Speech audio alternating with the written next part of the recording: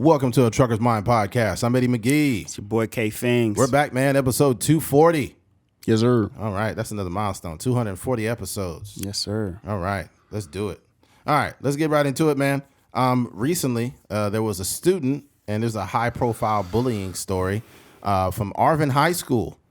And there was video of this kid being sat down by multiple students, and they were cutting chunks of his hair off and basically humiliating the young man. And he was wiping tears off as they were doing this.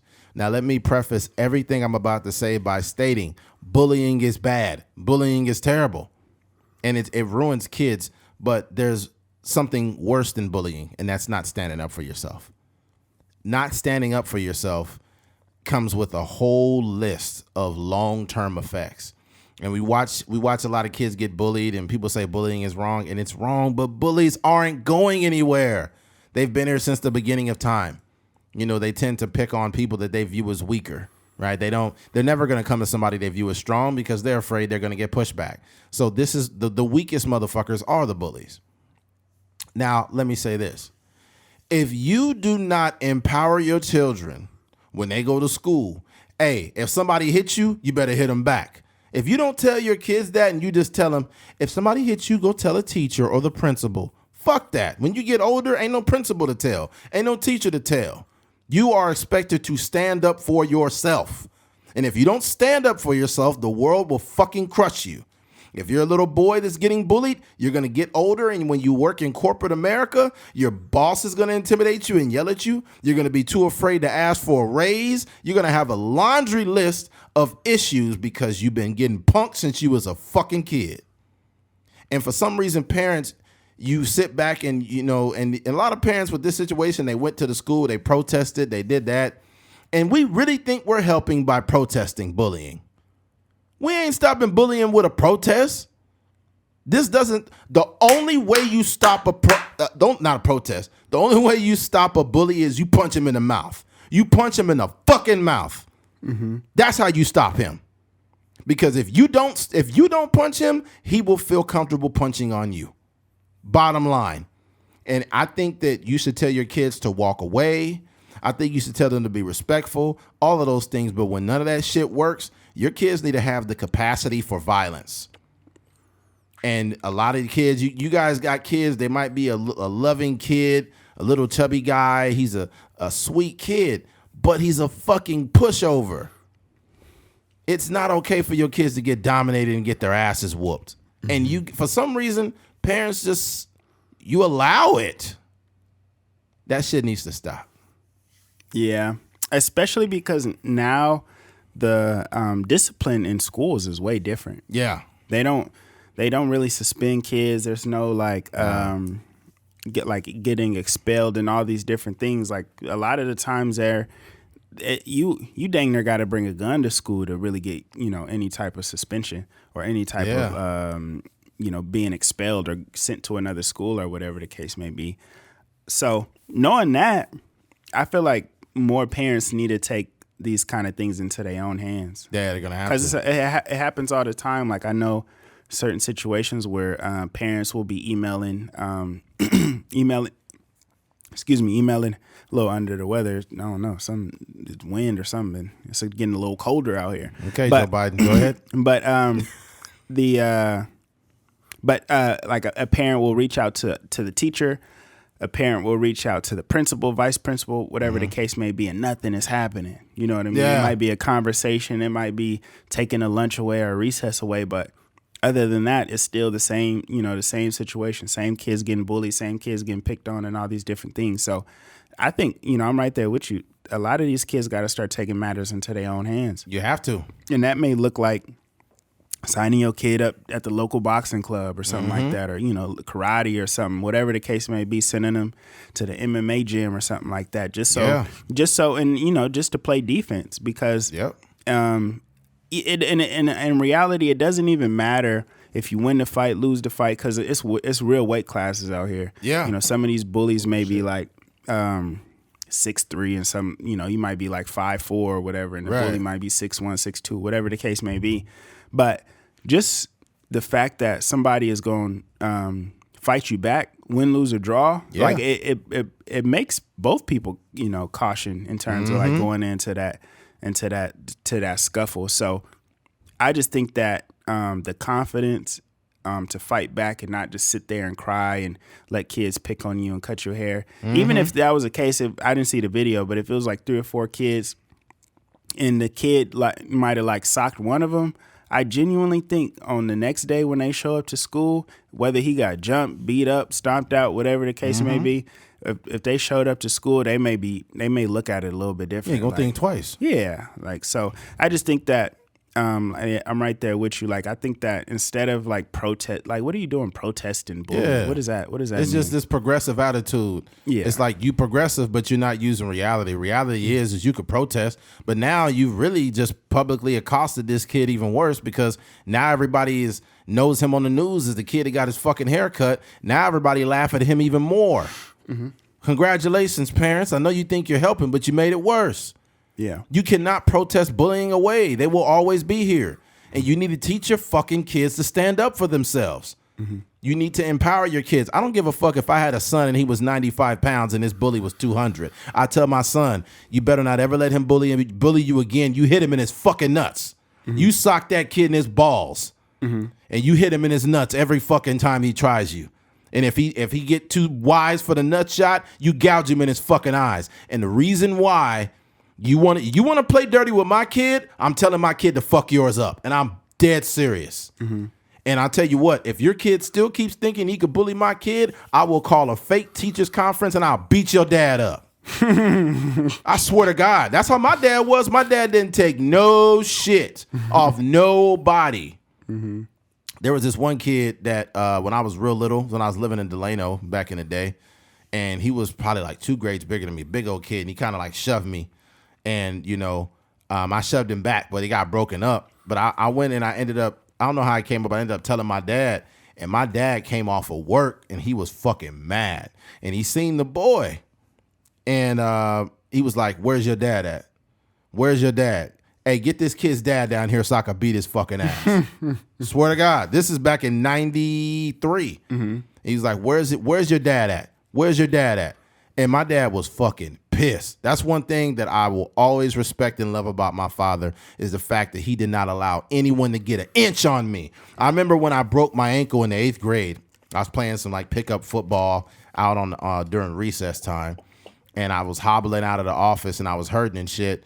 And one of the assistant principal at the time at Curran, Mr. Taylor, he said, "You're a big kid, man. Go ahead and walk it off, man. You'll be all right." Real old school dude, not knowing I had a broken ankle. And the whole day I was hurting real bad walking around.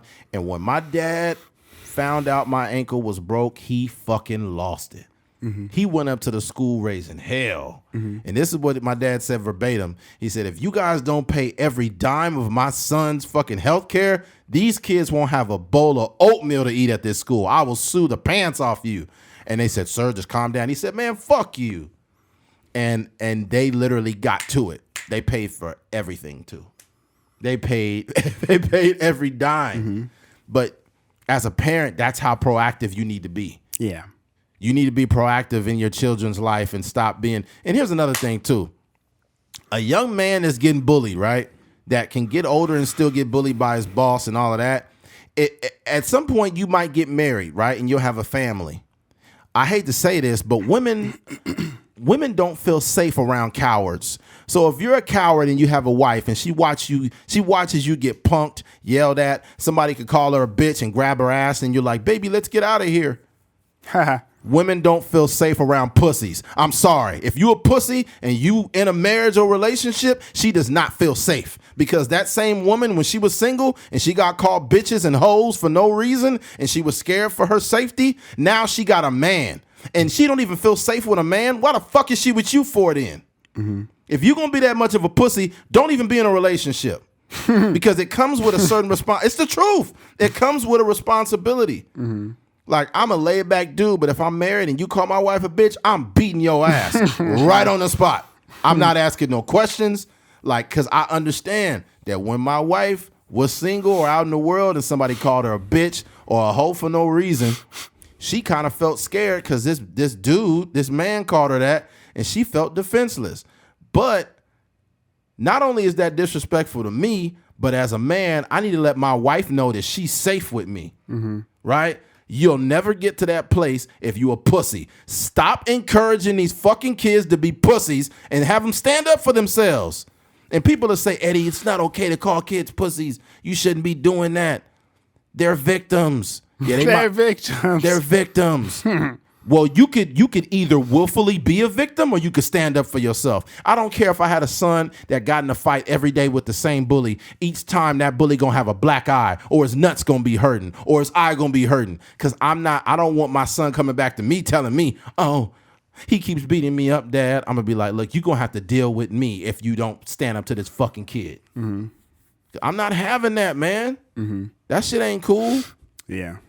Bro, I don't want to go on a tangent, but I've seen so much of this, bro. I may not have kids, but I was a kid at one point.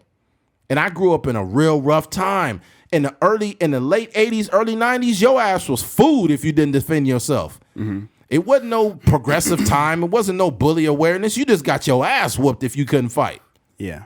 You know what I'm saying? It wasn't no, like, even you had to learn how to roast it. You had to learn how to roast back people. When people made fun of you, you had to know how to cap back. Nowadays, you start roasting a kid, they're like, he's verbally bullying me. He's bullying me on the internet. Man, how the fuck you get bullied on the internet, homie? If back in the day, you got bullied face to face. It wasn't no cyberbullying back then. Yeah. They just be like, I'm gonna beat your ass after school. And once that bell rung, you was going to get your ass whooped after school if you didn't know how to fight. That's just the bottom line. Yeah. I got in a lot of, junior high, I got in some fights, man. You was fighting that current? I got in some fights, bro. I won every one of them, too. But my thing is, I never wanted to fight nobody. I've always been the same person. I've never been a guy that was violent and picking fights or nothing. But when it came down to it, I would be a little bit scared only because I don't want to fight nobody. But once I start whooping his ass, I'm like, oh, I'm beating this nigga's ass. That's when you realize niggas don't really know how to fight. Nah. Because it's like the fight going in slow motion. That's how you know you whooping their ass. Yeah. Because it's like, boop. And you got a 7-foot wingspan, so niggas is getting Jordan Pooled out here. Oh, man. I remember I got in a fight with this one dude. I ain't going to say his name. I actually seen him over at the wedding, at DJ's wedding. Oh, my God. Yeah, I beat the shit out of that nigga in the 7th grade. Beat his ass. I socked that nigga all over the basketball court. He was with his girl, and I seen him. I was like, what's up, dog? And he was kind of reluctant to speak. Kind of like, remember when I whooped your ass at Curran in the 7th grade? You tried to throw a basketball at me and missed. It's weird when you beat somebody up back in the day, and then you see him as a grown man, and you still be thinking like, nigga, you still can't fuck with me. I'll still beat your ass. How you doing, man? How's your family doing? You still holding on to that? I don't know if you holding on to it, but it's a little bit of awkwardness. There's a little bit of awkwardness. What if his girl was like, hey, babe, how you know Eddie? Oh, I used to beat that nigga's ass back in 7th grade. Yo, hey man, and you know, here's the worst part about it. I'm just going on a fuck. I hate hogging up the mic too much. But the thing I hate about fighting is it's so childish, you know. But as a man, that's how I really feel. But as a kid, everyone's a child. People are not using their brains. Yeah. You have to understand that and these kids is worse because these motherfuckers got phones. So if you getting bullied and beat up, it's all going to YouTube and Facebook and Instagram. These little motherfuckers got social media. So here's the thing. If you gonna bully my son, you gonna also get on video of my son socking you in the motherfucking nuts.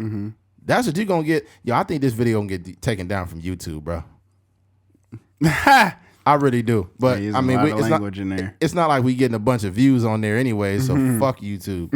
But yeah, man, but that's my take. It's a very nuanced conversation.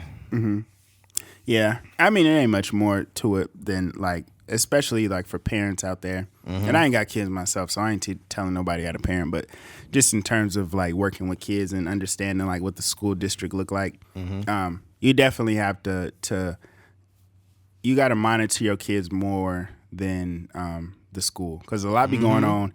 A lot be going on in school, and you know that goes unsaid, goes unreported. I be hearing stories from my niece. She'll come back to school and she's saying all kind of stuff, like kids touching her hair and somebody stole this, somebody stole that, somebody stepped on her shoes. All these like little things going on. Yeah. And the teachers is obviously not doing nothing. Yeah. So, that's for me, I'm just like, yo, put these kids in self-defense classes. And like you said, punch them in their mouth, kick them in their nuts. And that'll change the whole scenario. I'll say it like this. If I was a teacher and I seen a kid keep getting bullied and I reported it, and then finally the kid that getting bullied start getting the best of the bully, I'm going to just let him get his ass whooped. I'm going to be like, hey, Billy, stop punching him. Hey, why are you doing that? I'm not even going to I'm going to let that kid get his ass whooped. Then I'm going to break it up like, hey, man, you guys got to break it up. Yeah. Then I'm going to give him a little fist pump on the way to the office. Yep, I sure am. Like, man, good job defending yourself, bro. Because I'm telling you right now, you are setting your kids up. You said, look, I don't have kids, so I don't want to tell people how to parent. Well, I will. Stop letting your kids get bullied. Stop. Just because you a punk don't mean your kid got to get punked at school. Mm-hmm. Just because you went through life being a pussy don't mean you let your kid go to school and get slapped up for no reason. Yeah. And people talk about, that's fighting is not the answer. So you mean to tell me that protesting is the answer? Protesting in front of, you cannot protest bullying. It's some shit you cannot protest.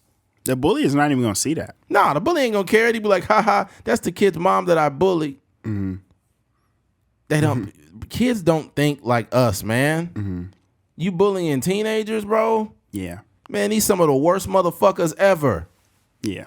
You ever seen a little kid in the store doing something they shouldn't be doing? And you be like, man, that kid need to get his ass whooped. Mm-hmm. That's because that's a real emotion. Mm-hmm. I really wish somebody would whoop that motherfucker's ass. Yeah. You know? You doing some shit you should not be doing. Mm-hmm. And ultimately, as an adult, see, they got a place for bullies, right? You know, when you get older and you think you can still do that, it's called jail, right? And the same kids that try to be bullies, and the same kids that don't listen to authority figures, and the same kids that skipping school and doing drugs, they end up in prison. You know how I know that? I went to school with 5 dudes that's doing life in prison for murder, okay? So I could remember, I could play back all the shit they was doing, talking over the teacher, skipping school, getting in fights, always smoking weed or doing drugs. And then you get older, they got a place for you. It's called prison. Yeah. But here's the thing, though. They got a place for people that get bullied. And it's called corporate America, where you too afraid to ask for a raise because your boss is laughing at you. He does not respect you. Mm-hmm. He could make you do whatever he wants, and you won't tell him no because you too much of a pussy to tell him, I don't want to do it. Yeah. And that's the thing, man. You just stop doing this, please. Yeah. You know, I don't want to keep reiterating the same points, but I think it's very important to get this through to anybody that has a kid, anybody that's a parent listening to this shit. Even if you got a daughter, some of your daughters will get jumped just because she's pretty. I seen pretty girls that got jumped by 3 ugly girls just because the girl was pretty. Light-skinned girls too. Oh, bitch, you think you something, bitch? You think you something? And they jump her for no reason. I've seen it. They grabbing her by the hair, punching her just because the girl was pretty. Mm-hmm. These kids come from broken homes and they take on the same character traits as they sorry ass parents. Mm-hmm. If I ever found out, if I had a son or a daughter and I ever found out that they was bullying somebody, I would whoop their ass. I really would. I wouldn't beat them, like put them in the hospital, but they would get an ass whooping if I ever found out my kid was bullying somebody. Mm-hmm. Because my thing is obviously I don't have kids, but I would pride myself of giving my child and my kids real world applications and life lessons that would humble them and keep them honest. Mm-hmm. Mm-hmm. You know what I mean? I want to have kids that stand up to a bully for someone else. My father was that person. Mm-hmm. You know, my shout out to Mark. Mark told me, man, when I was little and I was small, people would pick on me and your dad would beat them all up. Mm-hmm. My dad was beating up bullies back and forth every other day, beating bullies up. Mm-hmm. You know, I didn't know that until Mark had told me. Yeah. So, you know, I think that's a beautiful thing, man. You know, I want to have children that have that character, that type of character. Mm-hmm. You know, somebody that's gonna step up. Mm-hmm. But yeah, man. Anything else, Keith? Nope. Switching gears. Matt hadden Manhattan congressional candidate publishes a porn video to highlight his sex-positive platform. All right. Now, let me go and read the article real quick to give you a little more context of what this is. All right. Mike Itkes, a running against Republican Jerry Nadler and wants to legalize sex work. Independent candidate for Congress, Mike Itkes, who is running against Jerry Adler in Manhattan's 12th congressional district, is pictured in a scene from a porn video, Bucket List Bonanza. In a grunt for attention, third-party congressional candidate Mike Itkes has released a sex tape to highlight his sex-positive campaign platform. The 53-year-old Army cyber operations officer is bound to lose to Republican Jerry Nadler in Manhattan's 12th congressional district, but he posted the 13-minute video to a popular online porn site of him having sex with a porn performer, Nicole Sage, as a conversation piece. He told City and State, "If I just talk about it, it wouldn't demonstrate my commitment to the issue. And the fact I actually did it was a huge learning experience." Bro, I think this is his kink. Mm-hmm. It ain't got nothing to do with you winning, nigga. You didn't have to fuck somebody to fucking do this. You gonna lose now, man. Mm-hmm. You knew you was gonna lose, so you like, you know what? At least they gonna see my dick now. Yeah. That's all you wanted, man. Mm-hmm. You didn't really care about, like, man, come on. Anyways, and the fact that I actually did it was a huge learning experience, and it actually influenced items on my platform. His issues include legalizing sex work and making sexual rights explicit, do not rely on privacy or free speech, where sex positivity is one of these campaign issues, which are all thin on details. Itkes, whose bio identifies himself as not married, no kids, not celibate, atheist. This nigga put not married, no kids, not celibate, atheist. This nigga is really pushing the envelope.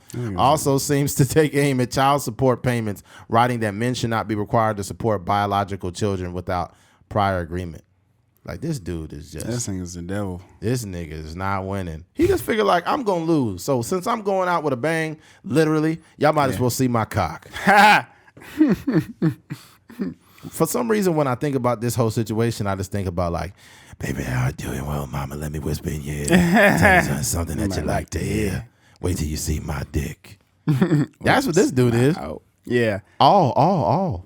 He, that's a nasty man. Yeah. I just don't understand, like, I don't understand the connection, right? Because the sex workers, and from my understanding, porn is legal, right? And I think that sex workers it's not necessarily illegal stuff though, right?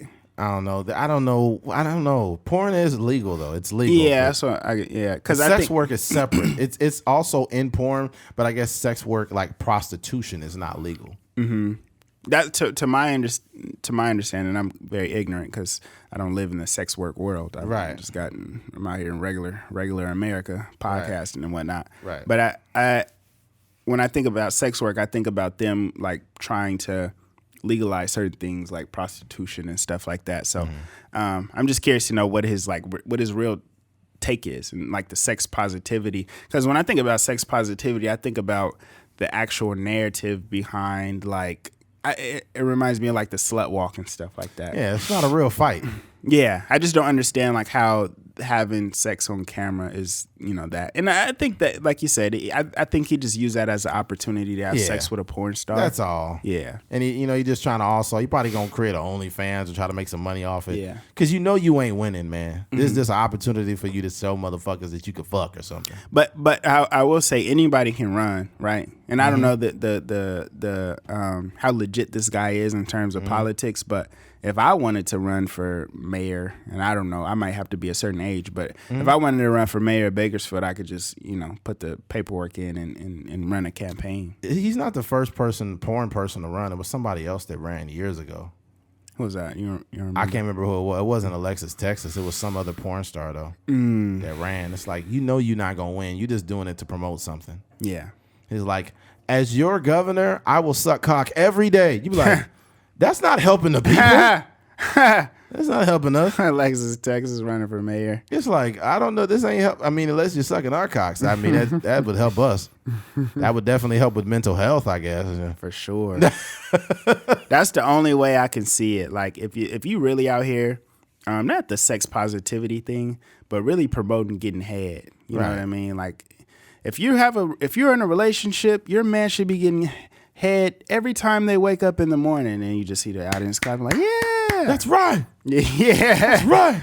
It'd be the first time Democrats and Republicans come together. I was for one common cause.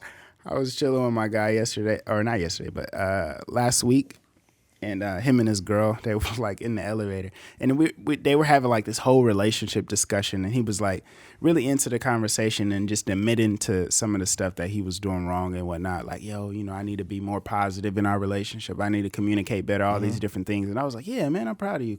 Just cheering him on. And then we walk out, we get to the elevator, and he was like, babe, like, you just been stingy with the head. I just need you to give me a little bit more. I just need you to give me And I thought he was joking, but he was serious. Oh, my God. Like, you just stingy with the head. Like, yeah, come on, man. Just a little head every now and then. You should never have to ask for head. Your girlfriend or wife should be willing to do that. Yeah. Like, they should have a desire to do it. Mm-hmm. You know what I mean? If I have to ask you for head, then it's like, we got a fucking problem. Mm-hmm. Right? Can you imagine somebody like putting that in the law? They'll be like, they want to write it in the law. Mm-hmm. They'd be like, empty balls should be a law. Empty balls should be a law. That's empty what we need to be now. protesting, not no bullying. Empty my balls. Yeah. There's no reason why a man should have full balls going out into the world. A man should not be backed up. Yeah. A man should not be having sperm cramps. Blue balls it should be Blue balls is a real thing. It's a terrible experience. Yeah, I've definitely had it before. It's a terrible. Yeah, I think we have. It's like when a woman gets you worked up and she's like, I'm not ready right now. Yeah. And you respect it, obviously, as a man who only deals in consensual sex. Mm-hmm. So you're like, hey, it's completely fine. You don't have to do anything. Mm-hmm. And then, they try to play that game where they want to cuddle with you first and stuff. Mm-hmm. And you're like, that's fine. That's not a big deal. Yeah. I want you to be comfortable. So that's fine. Yeah. And then finally they bust it open and you'd be like, oh, Jesus Christ. It's about time. Oh, God. I get the whole thing of like women don't owe you anything. They don't. Women don't owe you shit. But definitely that's enough pain to where you just want to send her home. Yeah, right. Like when are you going home? Right. That's true. It's like, look, Uber outside. I want to make you comfortable, and I'm a respectful guy, but I was under the impression that something was gonna happen. No, my dick was under the impression that you was gonna give me some head or something like that. That's the worst. Because when you've been through this scenario before, and usually you have a certain outcome. Yeah. Now you got this throbbing erection with no penetration. Now your nuts is hurting and shit, and you continuing to be respectful, right? Mm-hmm. But I don't think women they can't see that from their vantage point. They can only see like, you know what? Eddie's a really respectful guy. He's making me feel very comfortable. I appreciate this. Mm-hmm. But in their mind, they're like, you know what? Next time I'll give him some pussy. Not this time, but next time. That sound crazy. And it's like, you leave my house, now I got nut cramps and shit. Yeah, you can't be sitting on my laps thinking like, yeah, next time I'm gonna give it up to him. It's like, he's been very patient. I'm gonna give him some pussy next The worst part about it, sometimes I could tell for a fact that when that happens, women actually be wanting to have sex. Mm-hmm. They be like stopping themselves. They'd be like, I can't. Like, and they're doing all the engagement. Like they'll be on you, and then they're like, I just can't. And you got your hands off of her, like, hey, it's cool. Like you don't have to do anything. Sometimes women be like mid head saying that, like, I shouldn't be doing this. It's okay. You can finish. It's fine. It's okay to finish. I won't judge you. It's like you just gave me 35% head, man. Jesus Christ. Yeah. How you gonna stop mid-head? That's comedy. Oh my God. Yeah, do better. Yeah, but I think it takes a strong man to see like a woman doing it. Because here's the thing, though. This is what you don't want to happen. You don't want a woman that's either having sex or giving you head, and she's doing that because she wants to do it for you. Nope. I want you to do this for you, not me. I want you to be turned on. I want you to be the one that's having fun having sex. I don't want you to be doing it for my pleasure, because now that's going to be one-sided. I don't want to be the guy that's seen as like an asshole because I kind of almost coerced you into having sex. That will not happen. Yeah. I'd rather have blue balls than have that. A lot of men probably wouldn't agree with that. They'd be like, you're going to start sucking, you're going to have to finish. And it's like, nah, you don't want to do that, sir. That could land you in jail. Now you're gonna be in jail with hurting nuts. I think women can have. There's like a women version of blue balls. What's that? I don't know what it's called, but it's like I think it's like pink something. But I think it's the same. It's like a similar feeling. That's what I heard. Through the grapevine. Women? There's no way women give. I don't know what. I've never heard a woman describe that before. Because the thing is men give in. We always give the dick up. We don't fight. We don't be like, oh, I can't give you dick right now. I'm not ready. Here's the thing though. This is the thing that's a double standard. If a man told a woman like, I'm not ready right now, she'd be like, I think he's gay. For sure. They'd be like, I think he might be gay. If you tell a woman you're not ready, you will never get that pussy. Ever. She's going to tell her friends. They're going to be like, yeah, girl, he might be gay, girl. Yeah. And it's like. Yeah. You should have tried to stick a finger in his booty. He might have liked that. Oh. Next time she tried, you're like, hey, what are you doing? Why are you doing this to me? Yeah. You generally, if you don't. What if she was right though? What if she started doing it? He was like, hey, why are you doing this? I don't like that, Mom.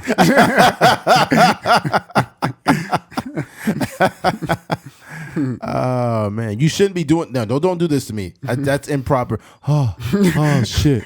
What was that? Stifler. I guess they were milking the prostate. I forgot what movie that was. It was American Pie, I think.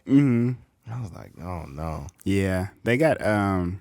Yeah, if you are a guy and you try to like save yourself for the next time you hang out with a girl, you probably never gonna have sex with her. Nah, you're not.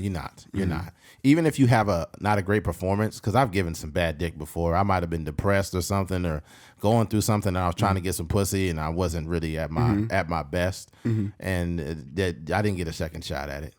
Yeah. Yes, it's times that women believe in your potential, and they'll be like, yeah, we can hang out, and then you get your get back, and it's cool. But there's other times you give women bad dick, they're like, you know what? I could get dick somewhere else. Yeah. And women definitely can. Yeah.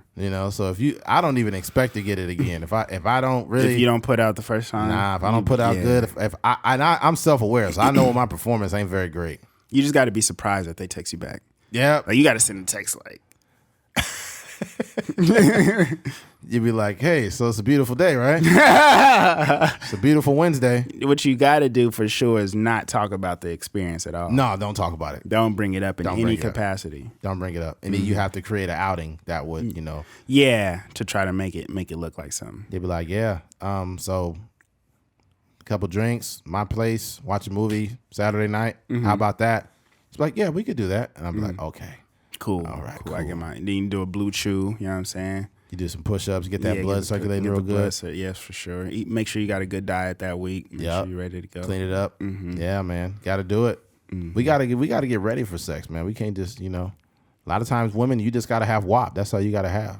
It's more of a process for guys. Yeah. You know what I'm saying? We got to, taking supplements. The supplements got to be timed.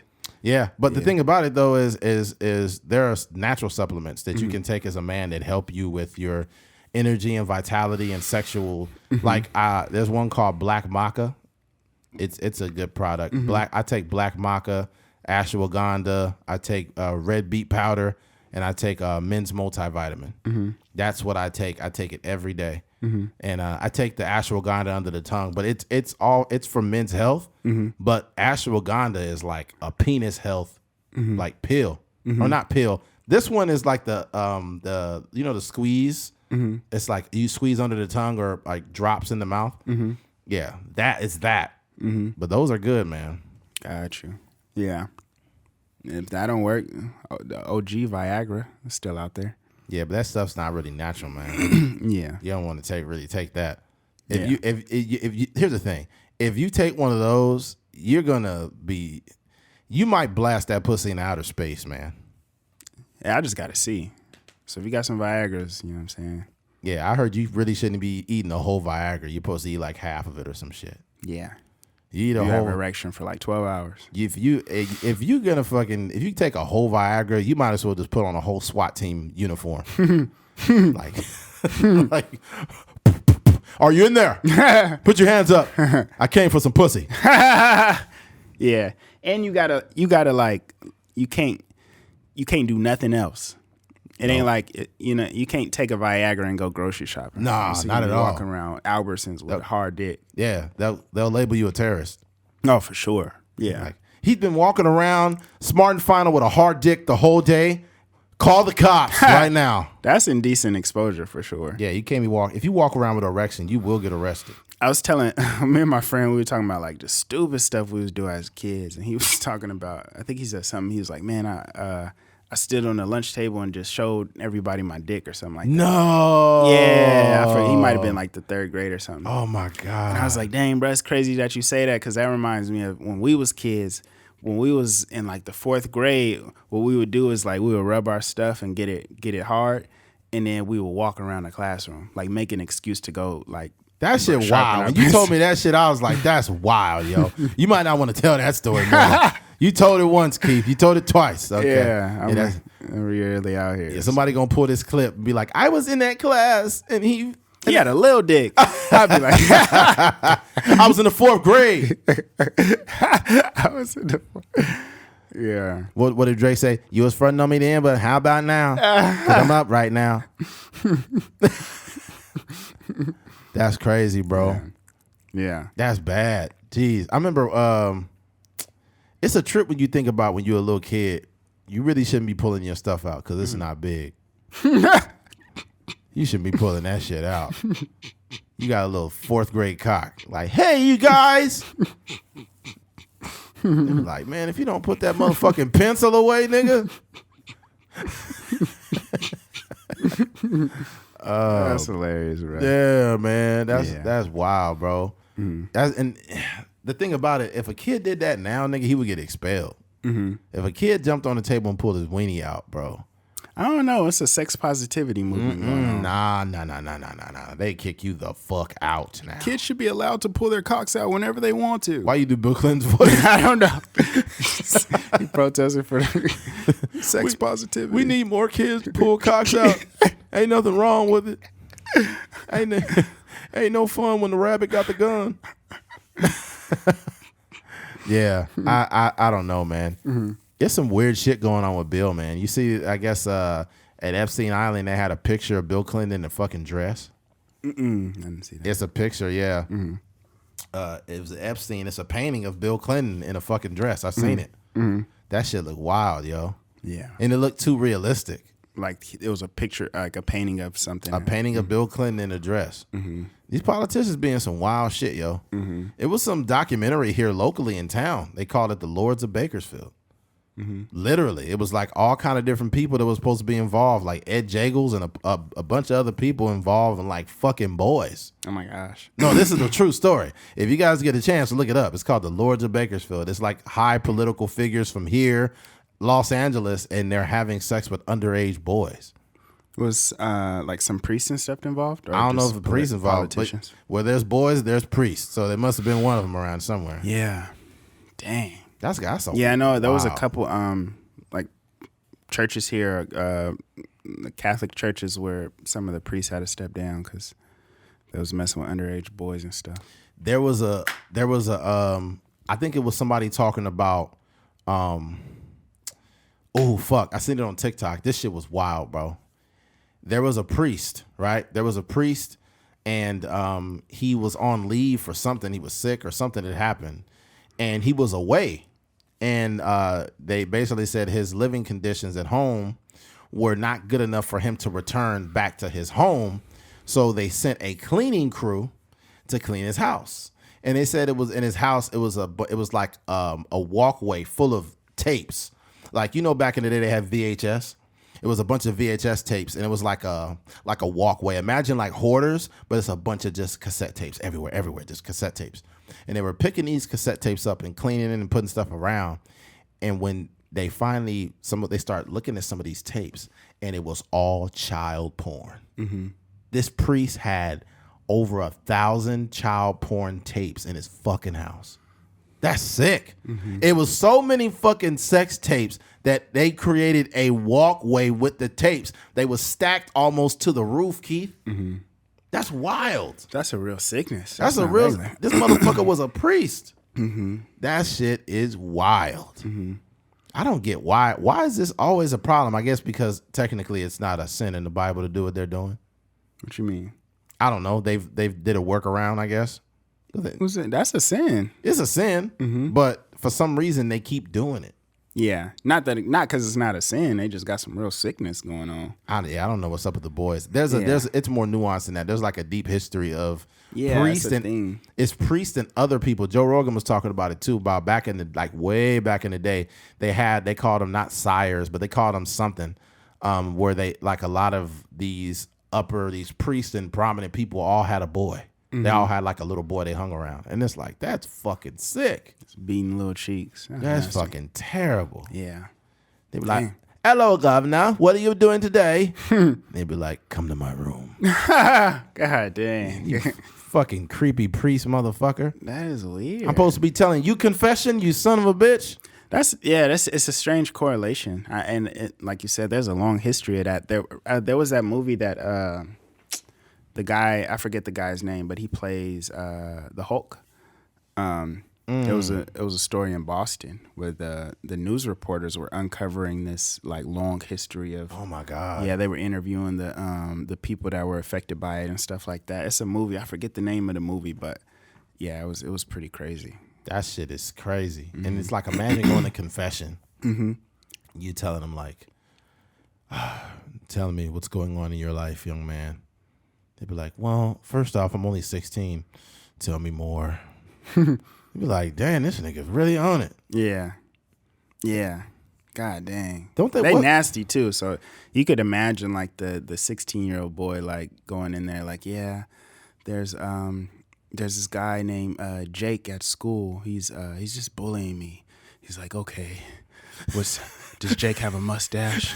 Does Jake have pimples on his face? Like, what's that?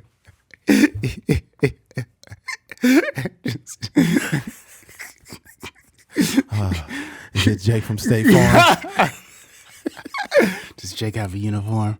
Does Jake wear a red shirt? Is it a red blazer? Does Jake try to sell you insurance? Yeah, these motherfucking priests are sick, man. I don't know how we got here. This is a dark place. This is a very, very dark.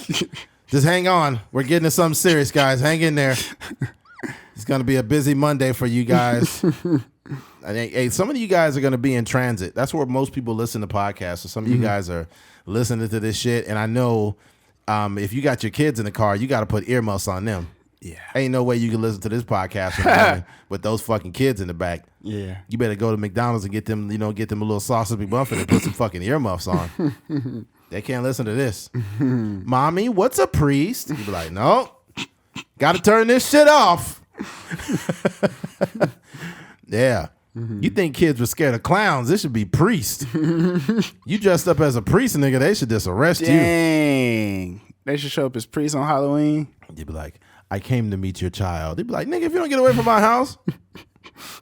I know it's you, Darnell, but don't be scaring me like that. Get away from me. Get away from my family, man. That's how it should. That's how like the real like haunted houses should be. Just like the most scariest things that people see, like that we really are scared of in real life. Not like monsters and stuff like that, but like priests. These motherfuckers is monsters.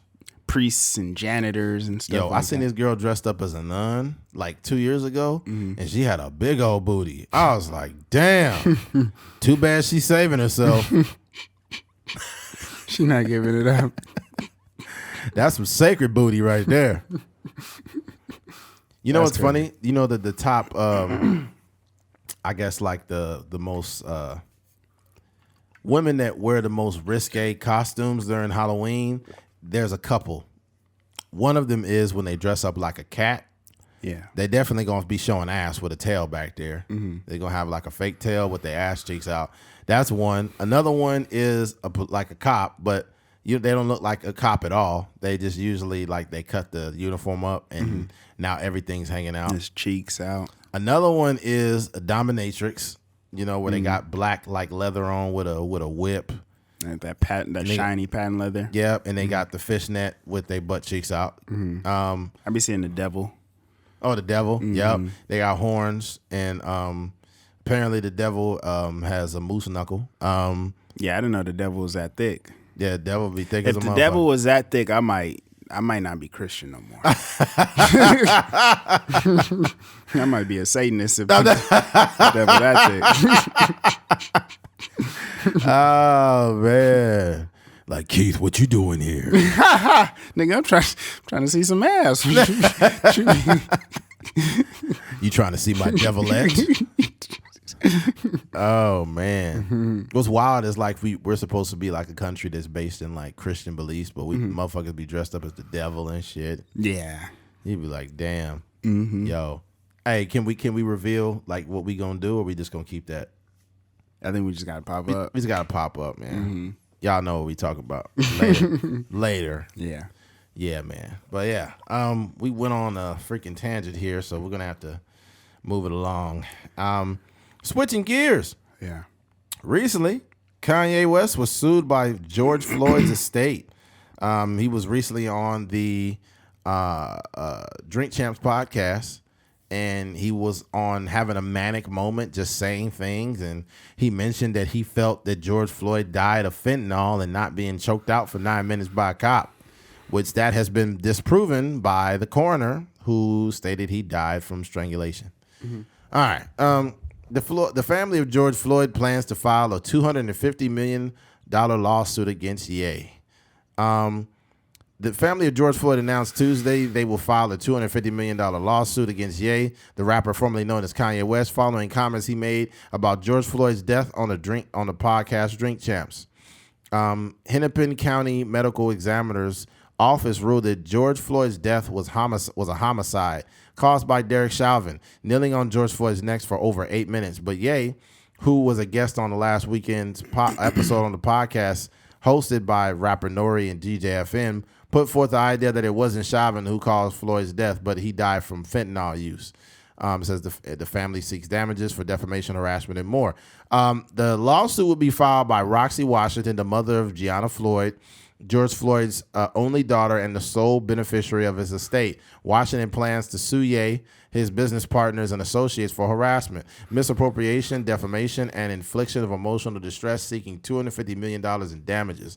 According to the statement from Washington's attorneys, Kanye's comments are a repugnant attempt to discount George Floyd's life and profit from his inhumane death. And attorney Pat Dixon III, we will hold Mr. West accountable for his flagrant remarks against Mr. Floyd's legacy. Attorney for the family have also issued a cease and desist letter to Ye for his comments. Free speech rights do not include harassment, lies, misrepresentation, and the misappropriation of George Floyd's legacy. Some words have consequences, and Mr. West will be made to understand that, said Kay Harper Williams, another of Washington's attorneys. Here's the thing. Free speech it doesn't mean you're not free of pushback. Now, the problem with Kanye West, and shame on Candace Owens and Noriega of the Drink Champs podcast, trying to get cheap content. I think by this time we all understand that Kanye West is mentally ill. He's been what do you call it when a doctor tells you that you have something? Diagnosed. He's been diagnosed with bipolar disorder, which requires medication. And Kanye West stays off his meds, and he has manic moments. Saying what's the Lexapro? Lexapro is what he even talked about on the song. He's like something. So when I'm off the Lexapro, which he admitted that he was off of his medication. Now, when you're having a manic moment like that, and you're on these platforms understand that you're going to say something wild. They're just using you for clips. And I think that Noriega did not need to have fucking Kanye on there. And I think that was really random. That was really random. And his excuse was like, I was really inebriated and I want to apologize to the Floyd family. First of all, motherfucker, you were trying to get clicks. You didn't even need the clicks like that. And you deleted the content because you want to absolve yourself of being sued. That's all it is. That's all it is. And the reason why I don't like the concept of Drink Champs is you're inebriated every episode. That's like glorifying fucking alcoholism. You don't need alcohol to have a conversation, right? And I don't want to shit on the Drink Champs platform, But when Nori really gets drunk, he's talking over all the guests. Motherfucking like, that's right, make some noise. And the person's right in the middle of saying a fucking sentence. Make some noise. Nori got a real saliva you talk to. Yeah, it's like Slobby, like, basically we'll be getting going right now. I think Kanye is a person that back in the day he was really making some dope ass beats. You'd be like, man, this nigga got 2 pounds of saliva in his mouth. You know what? But the funny thing about it is because his platform is so big, he could do no wrong. So if we get any comments from people in our comment section, they'll be like, look at these 2 unsuccessful podcasters having an opinion about a successful podcast. Because that's how shallow people think. Truth be told, me and Keith have been doing this for over 4.5 years. We've made intentional decisions of who to have and not to have on the podcast for a reason. And the reason why is because we don't want to risk like somebody just being too off the hinges. If you're an unreliable person, we don't want you on. And we don't really have that many guests anyways. Yeah. I think for me, like, I'm a Kanye West fan. And, you know, these people have real relationships with Kanye West. So yeah, I can actually understand doing the interview because you don't know what type of state, you know, he's in. And I don't know when that interview was recorded. But I think that the thing for me is more so in like releasing the content. You know, I think the way that the shop did it was probably the ideal way to do it, right? So you don't know. I know people are very busy, and like I say, you don't know when content is shot. Sometimes it takes 2-3 months for certain episodes and certain things to come out. So you shoot the episode, and then like in terms of the shop, I guess they had a conversation beforehand saying that, you know, asking him to kind of like be mindful of the things that he's saying. And then they do the interview and that wasn't the case. So they never aired it. Right. And I think that's the right way to move. Right. Yeah. Because there are very good Kanye West interviews. Yeah, there are some interviews where he seems to be all there, and he's spitting facts, and, you know, he's talking about his brands and stuff in a way that's not disrespectful to anybody. But when you hear in the conversation about George Floyd and some of the anti-Semitic comments and all these different things, yeah, you gotta realize that whatever the value in putting that out, whether it's clicks or, you know, you trying to go viral or, you know, you getting the YouTube monetization or whatever the case may be, that is not worth all the backlash. And I think that's kind of what Nori is. He's that, like, nothing is without consequence, right? And even us, you know, we had a small sample size of that. Like, we made light of Rich Boy. We made a joke, and then we had some on Instagram and on YouTube.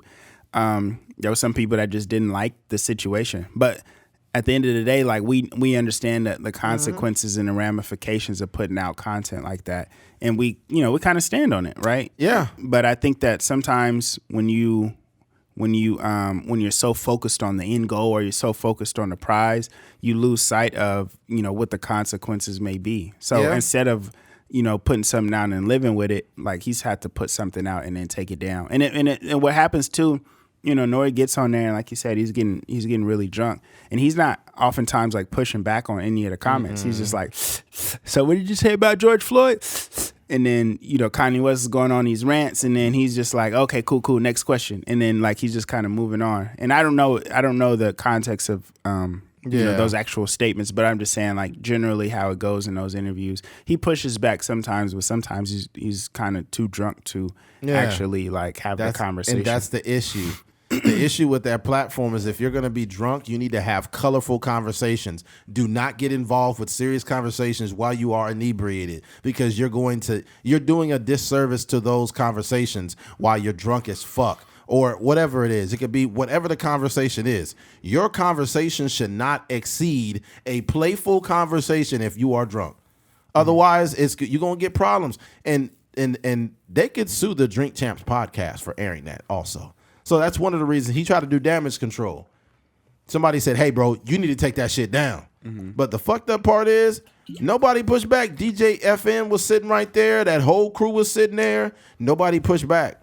They allowed that shit to come out. They fucked up. They fucked up. And I'll say this, even them being a very successful podcast, me and Keith have had to edit out what someone said on this podcast before because they said something that could have seriously misrepresented them.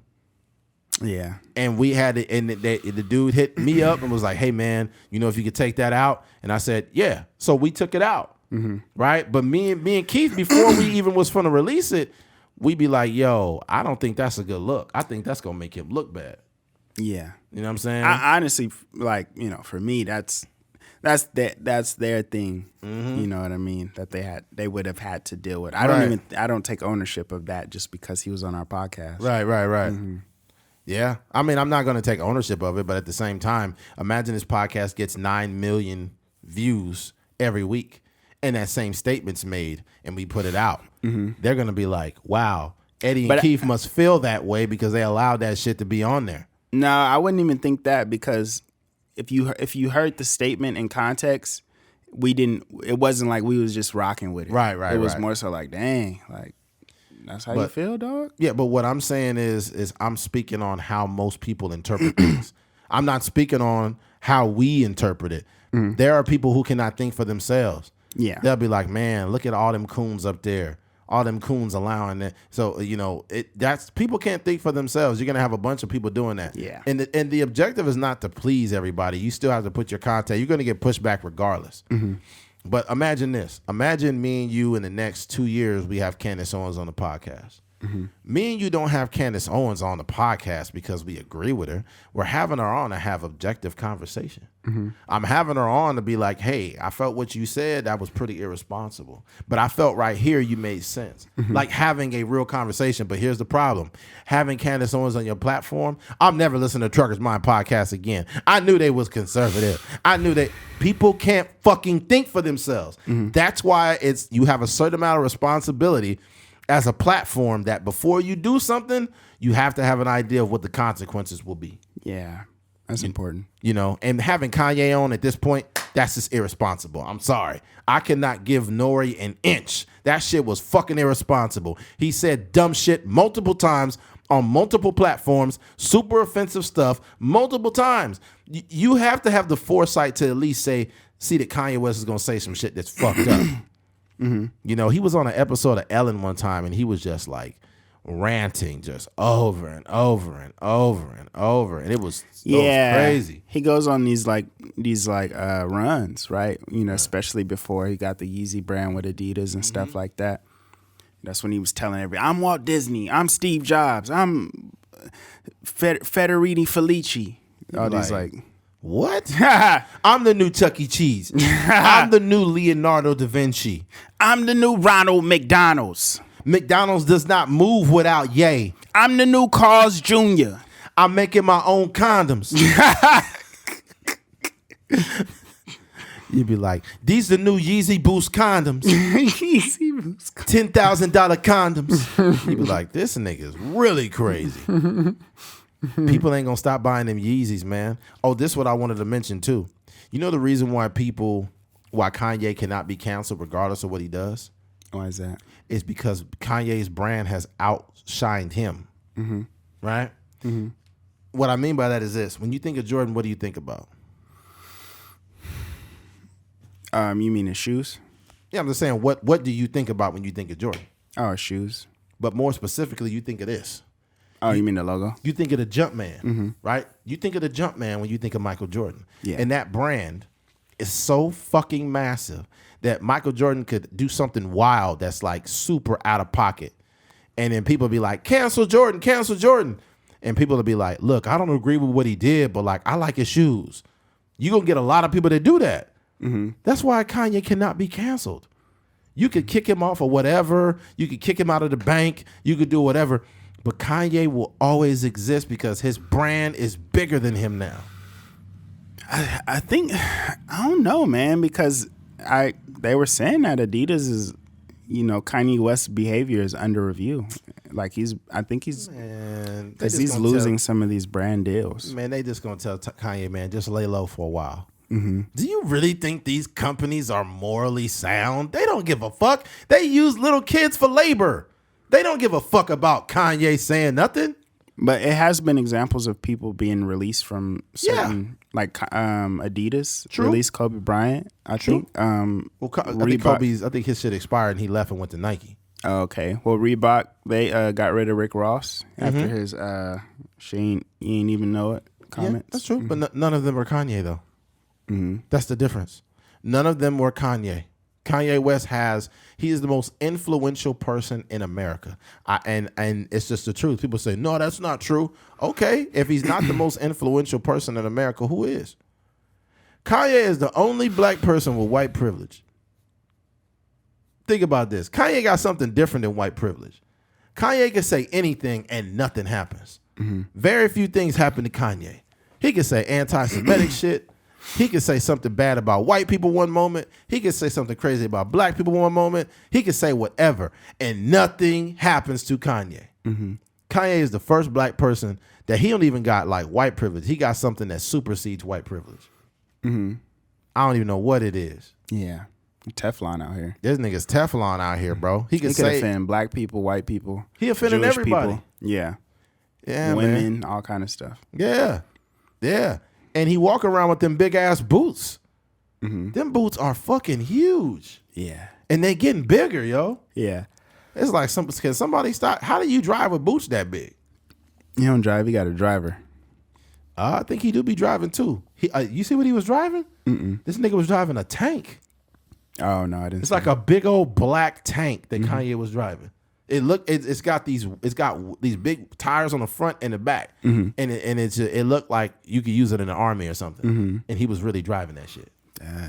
My man's just going. This nigga Kanye really think he Batman.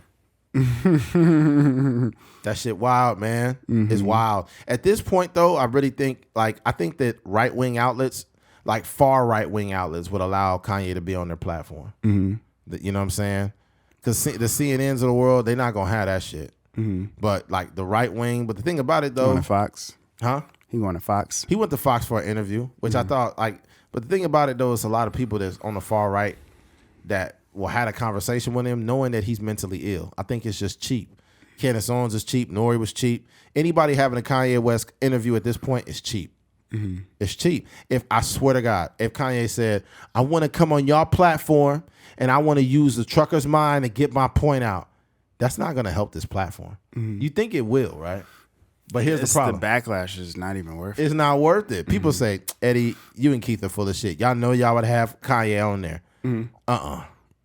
You got to stay away. This guy is radioactive right now. You need to stay the fuck away from him. Kanye West is radioactive. Right now, if you are any person that has a podcast or any platform, you need to stay the fuck away. Because, especially if you don't have I don't know. Honestly, though, to be real, right now, smaller platforms would get Kanye.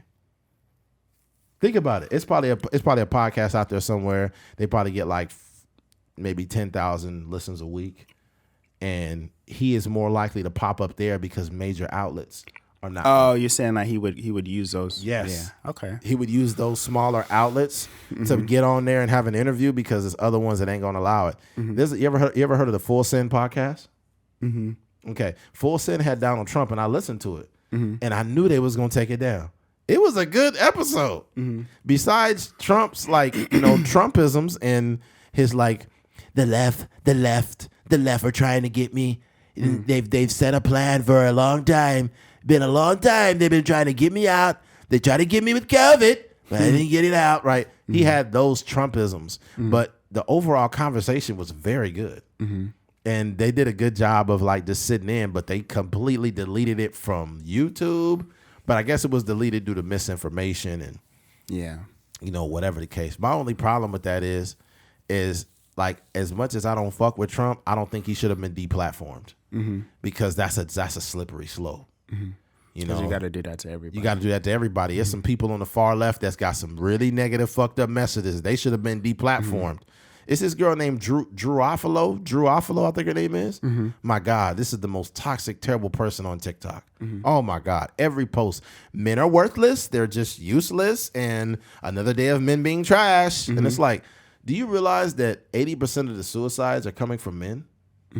and men's mental health is not being taken seriously and they're taking their lives, but your whole platform is being engineered against men. Tearing down men. Tearing men down. Especially when a lot of those that depression comes from like men and being in certain relationships. 100%. 100%. I literally, and I have to say this. I literally made a phone call and spoke to somebody that was going through some tough times with his lady. And he's like, I'm fucking tired of this, man. I want to take my life. And I sat on the phone with him until I was certain that he was okay. Right? So when I'm having a conversation with someone that verbally told me what he wanted to do to himself, and then I go to a very far left platform, men are trash, they're worthless, we don't need them, every 5 minutes, why is this shit still on? You know, I think there's women issues that are going on in the world that deserve attention. I don't think that men should be shitting on women. I think that women have their own battle and struggles that they go through. But for some reason, a lot of male struggles do not get taken seriously. People think that men got it easy and everything's good. If it was so great, then why are so many men taking their own lives? And why are people not taking this shit seriously enough? 80% of the suicides are from men. 80%. That's bad, Keith. That is bad. So, yeah, they might need to really start taking a look at some of these platforms that are hell-bent on talking about how worthless and how bad we don't need men. That's terrible. Yeah. We just got to be mindful of our statements. We do. We do. Like, even when I was talking about bullying, I'm pretty sure that's going to be completely taken out of context. I spoke from my heart, and I believe everything that I said. Right? I believe everything that I said. And what I did also within that statement was give a solution. Fight back. Empower yourself. You know what I'm saying? Empower the children that are going through the bullying. Don't just have a protest and keep letting them get beat up. We need real world applications for these kids. If they don't get that, then it's going to be, you're just perpetuating the cycle. You know, little Jimmy has a protest today, but little Jimmy going to be getting his fucking head knocked off.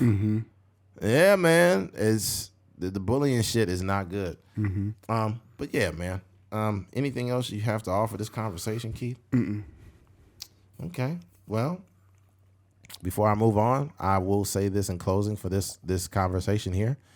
I think that Kanye West is reaching a point where people are starting to not. He's going to reach a point soon where no one's going to care what he has to say. And Kanye West will be the boy that cried wolf. And once he makes it completely to that point, that's when Kanye is going to just turn into a fossil. He will turn into a fossil at that point. What is that like? What does that literally mean? What that means is Kanye West is going to get to the point where, man, I haven't heard Kanye West in the news yet. I haven't heard him in the news for a while. Because what's going to happen is once you invalidate a person enough, or once they've invalidated themselves enough, they stop becoming the number one story. I can't see Kanye West still being the number one story in 10 years. I can't see it. And now he could focus on his brand and his mental health. If Kanye works on his mental health and backtracks and apologizes and things like that and is genuine, he could rectify a lot of things that are going on, but I just don't see it. I just don't see him getting help. Yeah, and I think that's ego. I don't see that. I think he's mentally ill with ego, and those two things don't go together. That's like mixing water and oil. You know what I mean? All right. You know, it's crazy. It would have been such a beautiful story if off of the Genius Netflix documentary, would we see him like getting real help? You know what I mean? Like, you know, getting real mental health, getting his mental health in order off of the back of that. Because that's when people was like, yo, like, we fell in love with Kanye West again because we was like, yo, this is what he came up from. This is why he got this ego. This is why he's screaming on people because he's just so passionate and people are shutting the door in his face. And then, you know, if he used that as an opportunity to get right back, get like what you call the approval rating, like, you know, get his approval rating right. But now it's just kind of like up and down with Kanye. Yeah, man. There's that. But I'm sure the people are tired of hearing about Kanye. Unless you guys want more. You guys want more Kanye? You want more Kanye? Do you want more? Huh? All right, switching gears. I heard a story recently on TikTok about head coach Doc Rivers when he used to coach for the Boston Celtics. And Kevin Garnett mentioned that they had a regular season game against the Lakers. And it was in 2008, I believe. And he said, he said that Doc Rivers told the team, everybody give me $100 right now. And they was like, what the fuck? He's like, give me $100 right now. Everybody give me $100. And then while they were in the locker room, he took that ball of cash that he got from every player and he lifted up this panel in the roof. Because you know how a lot of roofs, they have the panels there and they have like, you know, the AC vents and whatnot. So he moved one of the panels and he put all the money. He put a ball of money up in that panel. And he said, we coming back to get this money. If you don't believe me, then get out now. If you don't believe me, then get out now. Right? And everybody was like, what the fuck? So what ended up happening is they played the Lakers in the NBA Finals. In game 1, Doc Rivers reached up into that panel and he pulled that money out. He said the money had cobwebs and shit all over it. And the whole team was like, yeah. And it's because the amount of belief that you have to have in yourself to believe that you're going to be back to get that money it's the belief that we all need. And it may sound corny to people, but it's no different than the historical fact of I forgot who it was that said burn the ships. Who had mentioned that? I'm trying to remember who it was. I think that's in the Think and Grow Rich book, but I don't remember exactly what. It might have been like one of those dynasties in the Middle East or something like that. Right. It was basically the objective was to not retreat. They burned the ships at the shore because they said we're going to win this fight and we're not going to retreat. Burn the ships. So they burned the ships as a, how do you say it? As like not even a motivational tool, but a deep belief. Yeah. The belief was so deep that there's no retreating. We're going to burn these fucking ships. We came here with an objective and that's what we're going to do. Yeah. And I only bring this story up and it stuck out to me because it reminds me of why me and Keith have been doing this podcast for over 4.5 years every week, and why we feel that it's important to do this, not only from, you know, a content space, but a lucrative space. I don't think me and Keith are going to make a lot of money. I know it. Me and Keith are going to be millionaires. I've spoken that into existence because it's true. I've already spoken it into existence. And the people listening here, they're like, Eddie, that sounds great. And I think you believe in yourself, but you're a fool. You goddamn right I'm a fool. I'm a fucking moron. But I'm a moron in believing in myself. I'm a moron in believing that me and Keith are going to do something that has never been done in Bakersfield. Take this platform and turn it into $1 million podcast. It's going to start off slow. And then I look at stories for motivation. Joe Rogan did his podcast for over 6 years before he made a lot of money. Like, success doesn't come that fast. You ever heard the story of the tortoise and the hare?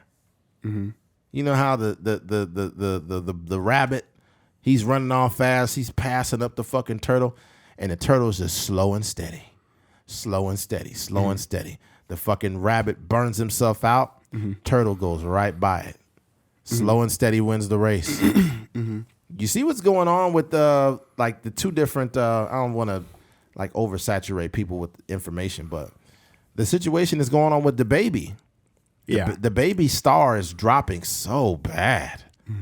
You know, it's dropping really bad because a song became bigger than him as an artist and the label pushed him. And now people are starting to forget about him. But when you look at guys like La Russell or Russ or Larry June spoke about having his first concert at a hall that he rented out and only 9 people showed up. Only 9 people showed up, but he said they got the merch. And he said, if you only got 9 people showing up, that's good. They rock with you. 9 solid fans. 9 solid fans. He said it's okay if 4 or 5 people show up, 9 people show up. That's cool. Me and Keith were doing this podcast getting 6 listens in a week, 4 listens in a week, 9 listens in a week. We got a podcast, we got one over 1,000 now. We got around Total listens are well over 60 something thousand. Well over that with all the platforms combined. But just with SoundCloud alone, we're near 60,000 just on that platform alone. And it's slow and steady. Every episode don't got 900 listens. Every episode don't got 400 listens. But the test, standing the test of time and going back and looking, and they got 250, 320. It's just about belief, man. You have to believe that this shit is going to manifest into something that you always dreamed it would be. That's facts. I think like you, one of the things that I've been practicing is like living my word. And that means like anything that I say, I manifest the things that I say. And it's not like just literally saying, like, if Doc Rivers was just like, yo, like, we gonna be back here to get this, it doesn't actually mean anything, right? But he said, we gonna be back here to get this, and then they went to go practice the next. Yeah, but I'm saying like in terms of like what he actually did between when he put the money up and then by the time they got back to it in the finals, they went to practice the next day. Doc Rivers probably went to go watch film the next day. They might have made a few trades here and there, picked up some guys from the G League, all these different things in order to reach that goal. Yeah. So the practice is, and definitely like saying the things, but and the Bible says faith without works is dead. It's the journey. So you got to actually like, you got to put the metal to the pedal and actually do something about what you're, put the pedal to the metal and actually do something about what you say you're trying to do. Right. Yeah. And that for us, it's like, we say we want a successful podcast. What does that look like for us? Well, right. We're putting out clips more often. Yes. We got video equipment now. Right. We got different things on the way, and we're living our word, right? Yes. So by the time when you hear this, when you hear Eddie say we're gonna be millionaires, you could cut the clip up, boom, and you could look back when we reach the finals, and you could dig into the roof and be like, oh, they said they was gonna be here, and this is what it looks like. So I just think like for anybody out there, these are always like extreme examples, right? You see Doc Rivers, obviously he's a really good head coach. Kevin Garnett, Paul Pierce, they had, super talented team. But you gotta find a way to like put that into your personal life, right? And oftentimes that looks like just like, what do you want to do? Well, think about what you want to do, and then formulate that into a word. Like, okay, I want to lose weight. I want to have a successful fitness business. I want to be an entrepreneur. I want to do whatever. But then don't just say it. Like, figure out the steps in order to do these things. 100%. And then that's how you get back to the finals and be like, yo, the money is still here. It got cobwebs on it. So I think that what also is a motivational tool is watching people be successful, knowing that you make comparable or better content. And I know that that's subjective. However, at the same time, you're doing what I'm doing. You're doing what I'm doing. You're getting contracts. You're making millions of dollars doing a podcast. Why can't I have the belief that I'm going to do that? You mean to tell me that I can't have that vision for myself? I don't have a choice but to believe. I don't want to be a truck driver my whole life. Yeah. Look, it's not the worst job, but it's not something that I want to be. I'm not excited to be in a truck all day. That's not what my objective in life is, to be fulfilled. And I'm going to keep doing this until my life reaches that point. I'm not going to stop until I get there. And I'm blessed every day that I have somebody like Keith in my life that I could look across, and this motherfucker, excuse me, I don't call you motherfucker, but this guy is sitting right there the whole time. I'm very fortunate to have somebody in my corner that has the foresight and the integrity to keep doing this. A lot of you guys, the only thing that's holding you back sometimes is not having a person that has the same belief system. There's a lot of things that me and Keith are able to do because we're trying to build our lives. We haven't crafted our life like Keith doesn't have kids. I don't have kids. You know what I mean? And I think that the thing that's crazy about it is a lot of people, you have kids and now your life revolves around providing for your family and doing those things. So whatever dream you had is put on the back burner. And I feel like the reason why me and Keith aren't super established in regards to that yet is I feel like we still got some work to do. Right? I don't want to be the guy that says your life is over when you have kids, but in aspects of it, it kind of is. You You know, there's certain aspects of that are very true. But yeah, man, I don't want to push across a generic message, but I do want to say, please, if you really have a burning desire to be something, you have no choice but to fight for it. You don't have a choice. Yeah. If it's in you to be a barber and you watching people give haircuts and none of them is better than you, none of them, and you watching them fuck people's hair up, but they getting paid $50 a haircut, and you know you're better than that person and you still don't do it, you're hurting yourself. Every day you wake up, you are hurting yourself. You need to get up and do it, man. Get up and grab those clippers. Invest $500-$600 in some clippers. If you're an artist, go get some canvases, some blank canvases, and some stuff, and just put your shit up online and try to sell it and see where it goes. Stop having imposter syndrome and believing that you're not good enough. I'm not good enough. Well, God damn it, you know how many people that weren't that great and put effort out there and they're making money? Yeah. Fucking Andy Warhol putting up these weird ass paintings, making millions of dollars. Man, stop beating yourself down to the point to where you don't even give yourself a chance to do what you love. Yeah. If you love it, fight for it, man. Fight for it. Yeah. And I part of this journey to success too is like making people believe in what you got going on. Yeah. Like for Doc Rivers, I think when they formulated that team, they knew they had enough talent to win a championship and they were favored to win. But from Kevin Garnett's tone, I got that he was like, I don't know, Doc. Like, you know what I mean? Like we in the Staples Center. Like, it's Kobe Bryant on the other side. I think he was coming from that point of view. But, you know, when you really believe in something and you really work towards that thing, people start to shift the way they think about whatever you say. You know, if you got a person that's, they just kind of like talking that talk, like, and that, you know, that is a lot of people, right? It's not just about manifesting is what I'm trying to say. It's a lot of people that talk like, yeah, man, I'm about to do this. Once I get, I'm about to get the studio. Once I get the studio, I'm about to be dropping songs every week. And then 2-3 years come and they still ain't never, got in the studio or whatever. Man, but it's more about like, first doing what you say that you're going to do. And then like, doing the only way to make people genuinely believe in you is to put the grind to what you're saying and get out there and fail. Failure is a good thing. Failure is just a paper trail of success. So when you're failing, sometimes you got to fail 562 times for you succeed once.